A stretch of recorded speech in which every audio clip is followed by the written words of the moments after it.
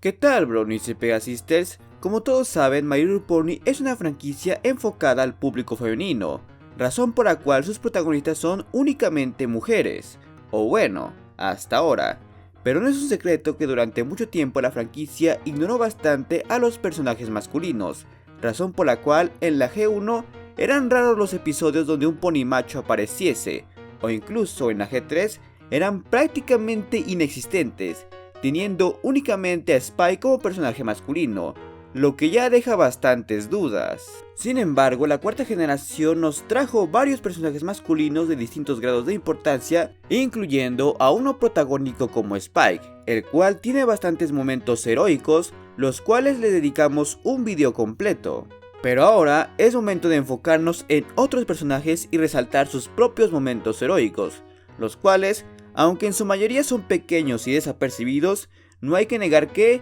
de no ser por ellos, las tramas y sus conflictos no se hubiesen podido solucionar, volviéndose prácticamente ellos los héroes. Es por ello que ahora vamos a ver un top 7 de los momentos donde los personajes masculinos fueron los héroes. Así que sin más, comencemos. En nuestro séptimo puesto tenemos al hermano de nuestra protagonista, Shining Armor, quien realmente no tiene un momento heroico como tal, sino más bien intervenciones afortunadas, de los cuales, si no se hubiesen hecho, probablemente nuestros queridos personajes, así como toda Equestria, no habrían sobrevivido. Y con ello me refiero a las ocasiones en las que tanto Canterlot como el Imperio de Cristal estuvieron en peligro total, debido a los villanos en turno, y fue gracias a la presencia de no solo Shining Armor, sino también de Cadance, que su amenaza no llegó más lejos. El primero de estos momentos lo vemos en una boda en Canterlot, cuando Shining está siendo controlado por la reina Chrysalis y es liberado por Cadance, y es gracias a esto que ambos pueden usar su amor para amplificar el hechizo protector de Shining y probablemente modificarlo para que así puedan desterrar a los cambiantes y a la propia Chrysalis de Canterlot. Si bien Shining parece prácticamente un títere en gran parte de la situación, hay que tener en cuenta que antes de eso estaba dando todo de sí para poder proteger a Canterlot con su campo de fuerza, y por lo que se entiende, es su hechizo lo que logra desterrar a los cambiantes, por lo que probablemente no haya funcionado sin él. El segundo caso, que es bastante similar, aunque más ridículo, se da en el episodio El Imperio de Cristal, cuando Spike logra llevarse el corazón de cristal y este cae desde lo alto. Es ahí que se da el icónico y parodiado momento donde Shiny lanza a Cadance para que ésta pueda atraparlos a ambos y así activar el corazón. Y dado que Cadance estaba muy debilitada en ese momento, es claro que de no ser por Shiny y su fuerza descomunal, Sombra había atrapado el corazón de cristal y probablemente matado a Spike y esclavizado a todos en el Imperio. Aunque cabe mencionar que hasta donde sabemos, Shiny realmente no estaba consciente de que Cadance tenía un vínculo con el corazón de cristal, y con este recuperaría su energía, lanzándola únicamente para que pueda atraparlo a este y a Spike, pese a lo agotada que estaba. Algo bastante extraño si nos lo ponemos a pensar. Pero bueno, como dije, más que momentos heroicos, son meramente intervenciones. Pues, objetivamente hablando, Cadance fue la verdadera heroína en ambas situaciones. Pero no hay que desmeritar la participación de Shining en estas, que si no fuese por su apoyo, probablemente todo se habría ido al caño, así que inútil no es. Nuestro sexto puesto lo ocupa alguien que realmente no forma parte del canon, pero siendo un momento tan icónico y devastador es imposible ignorarlo. Y estoy hablando del Rey Sombra de la realidad alterna, perteneciente a la saga de Reflection, una de las mejores sagas de cómics, aunque tristemente no canónica. Este Sombra, a diferencia del original, se nos fue presentado como un rey benevolente y gobernante de Equestria, quien desarrolló una relación amistosa y posteriormente amorosa con la princesa celeste de nuestra dimensión. Pero las cosas se vinieron abajo cuando la celeste de su dimensión se apoderó de su reino, y a esta se le sumó Luna, quien anteriormente era una aliada de Sombra. Tras una intervención de las Main Six y de darse cuenta de que estas, Celestia y Luna, no pueden ser lastimadas sin lastimar a las originales, él tomó la dura decisión de absorber la oscuridad que había en las princesas para volverse buenas, mientras que él se convirtiera en el monstruo que todos conocemos. Volviendo a un acto heroico donde sacrificó su oportunidad de estar con Celestia y su puesto de gobernante, con tal de traer la paz a su reino, Y lo más triste de todo es que aun corrompido, este mostró conservar sus recuerdos y sentimientos por Celestia, volviendo esta situación aún más lamentable.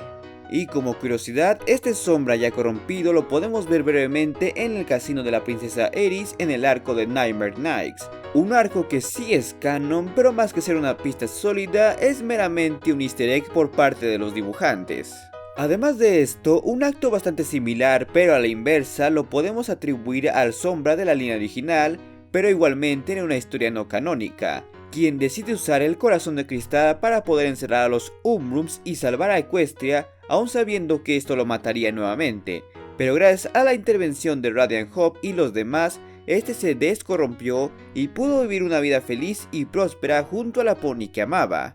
Básicamente todo lo que el Sombra bueno perdió al sacrificarse.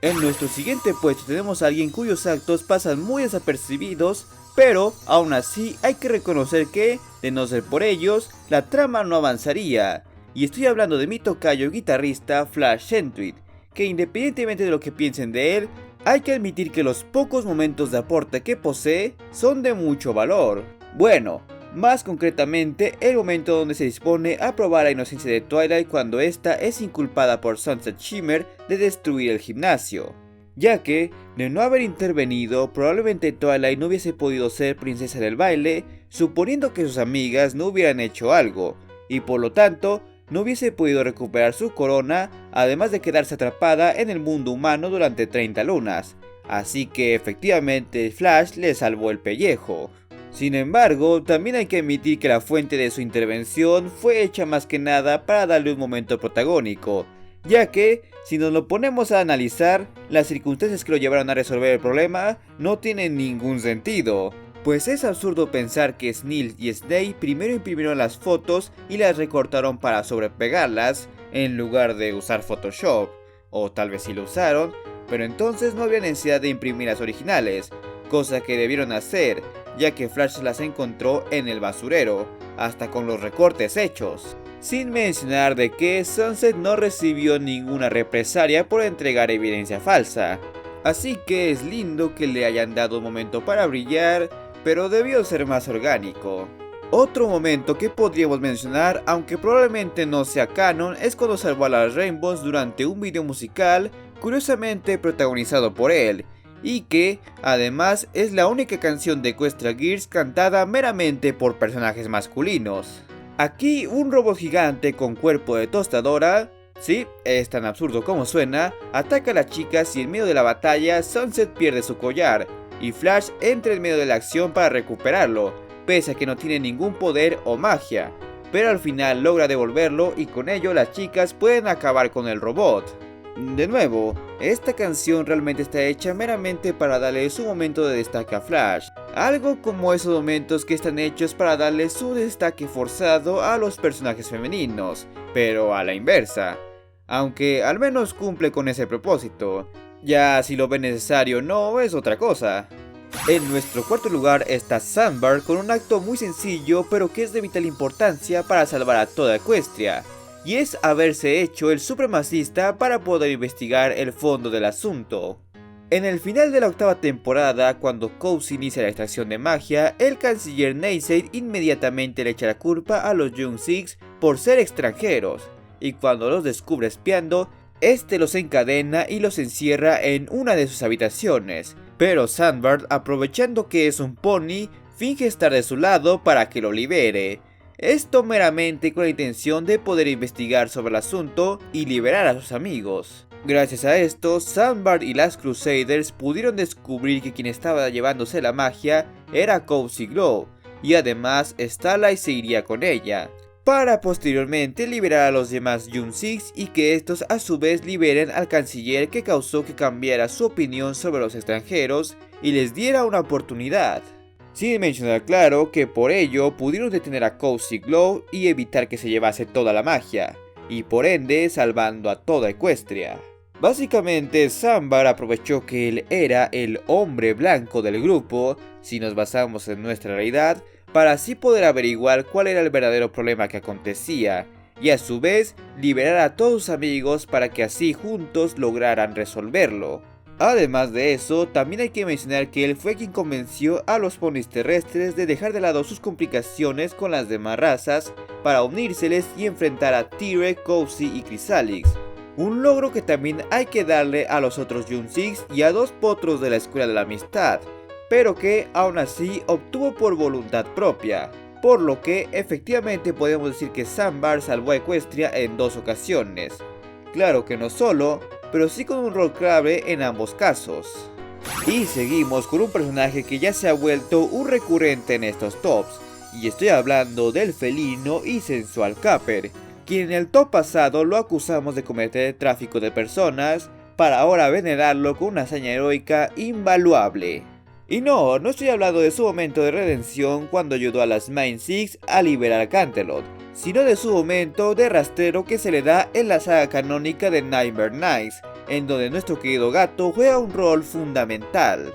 En esta historia, la princesa Luna y Stygian reclutan a Capper y a otros ex villanos para formar un escuadrón especial de agentes conocidos como los Nightmare Knights, quienes tienen la misión de ir a una dimensión alterna e infiltrarse en un casino para villanos, con la intención de robar una perla que contenía la magia de Luna, como si una cinta de Ocean Eleven se tratase. Esto debido a que anteriormente Luna había sido engañada para ir a esa dimensión, cayendo en una trampa y perdiendo su magia a manos de la princesa Eris, una diosa de la suerte y prima de Discord, quien además dirigía el casino y planeaba poner a subasta dicha magia. Es así que una vez dentro, el grupo fue dividido y manipularlo para darle información a Eris, y esta intenta convencerlos de unirse a su favor, cosa que pareciese haber logrado con Capper, ya que le promete comodidad y riquezas. Es así como Capper entra a la fachada de doble agente para ganarse la confianza de Eris y sea ella quien le revele información,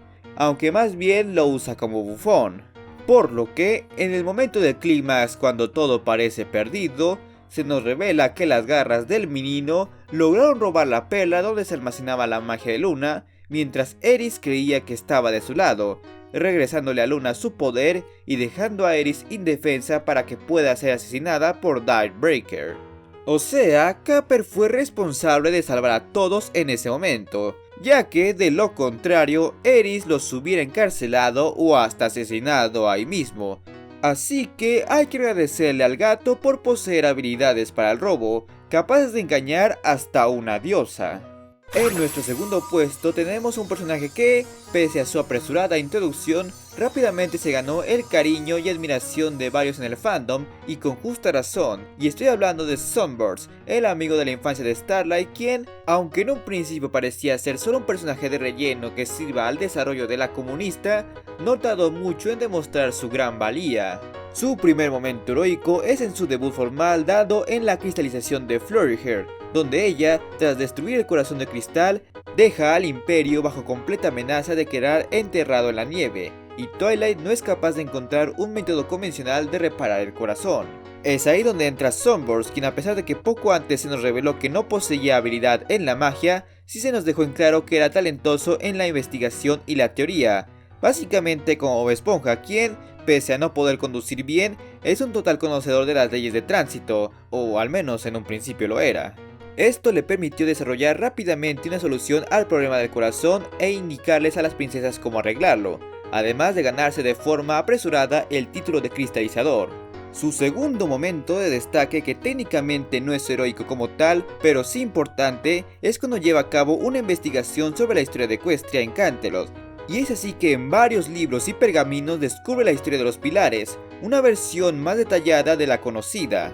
Esta investigación lo llevaría a Ponyville, donde compraría el barril de antigüedades donde se hallaba el diario de Starsuit y con él toda la información sobre los pilares y su destino, y por ende cómo liberarlos. En otras palabras, gracias a Sunburst, Twilight se enteró de los pilares y logró desarrollar una forma de liberarlos, que sí, eso también trajo al Pony de las Sombras, pero lograron reformarlo, además de que también contribuyó en el hechizo que usaron para regresar a la sombra al Limbo.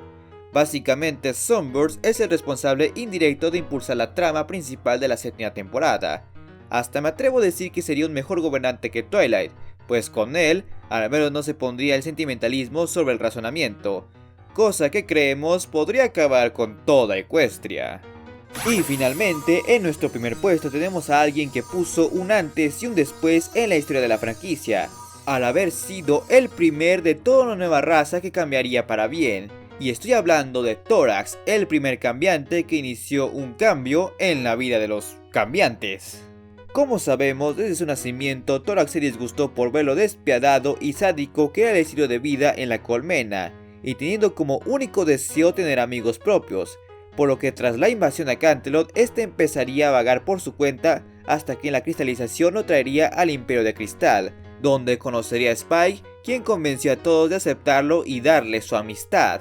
Tras esto, Thorax dejaría de tener hambre de amor y empezaría una fase de premetamorfosis que, sin saberlo, sería la clave para que todos los cambiantes, pues, cambiaran. Ya que es gracias a esto que Starlight logra deducir que los cambiantes solo necesitan aceptar el amor en lugar de alimentarse de él para poder evolucionar en una raza pacífica. Si somos honestos, estos acontecimientos son un tanto absurdos y forzados, pero al menos están sobre una buena base. Y si bien Thorax técnicamente no interviene directamente en ellos, sí juega un papel de suma importancia, pues gracias a su empatía y ganas de buscar una mejor vida, no solo probó que los cambiantes pueden ser buenos, sino que, gracias a esto, literalmente lograron hacerlos buenos, volviendo a su reino en una nación más que posteriormente se involucraría en los asuntos de Equestria con él al mando, y a Oxellus como una primer cambiante que recibiría una educación ecuestrense. Llámenme loco, pero no puedo evitar relacionar los cambiantes con los musulmanes, que, pese a que en un principio eran tachados de monstruos, estos posteriormente fueron tomando parte sustancial de la vida de los ponis, a grado de volverse aliados de suma importancia, todo porque cambiaron a un tirano por un pacifista. Ojalá así fueran las cosas en la vida real. Y bueno, eso ha sido todo por esta ocasión, y no quiero irme sin antes agradecerle a los suscriptores que se han decidido volver miembros del canal, y recordarles que se suscriban, den like y activen la campana para estar al pendiente de mis próximos tops, así como de otros temas de los que voy a estar hablando. Por lo que nos veremos muy pronto.